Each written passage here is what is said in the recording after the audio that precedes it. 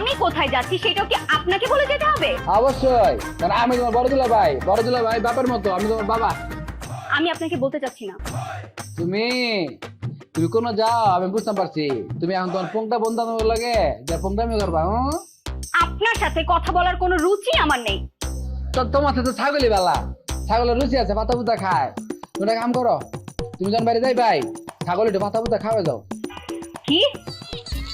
আমি খাওয়াবো ছাগলকে পাতা? অসম্ভব। এখন পাতা খাইবা না, কিন্তু ছাগলের মাংস ঠিকই খাইবা। হ্যাঁ, তুমি তখন কিন্তু ছাগলের মাংস খাবা। বললো দুলো ভাই রানটা আমাকে দেন। এই কথা আমি জীবনেও বলবো না। আপনার ছাগলের মাংস আপনি খায়েন।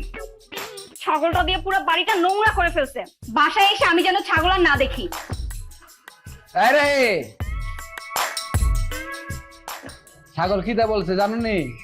ও, আপনি কি ছাগলের কথাও বুঝতে পারেন? বুঝি তো। কি বুঝলেন? ছাগল বলছে, এই তুই বলছিস না, এই এই তুই বলছিস নি, ও বলছে যে তোমার সাথে যে ছেলের বিয়ে হবে ও বিয়ে করবে, কিন্তু বিয়ের পরে তোমাকে। অসহ্য।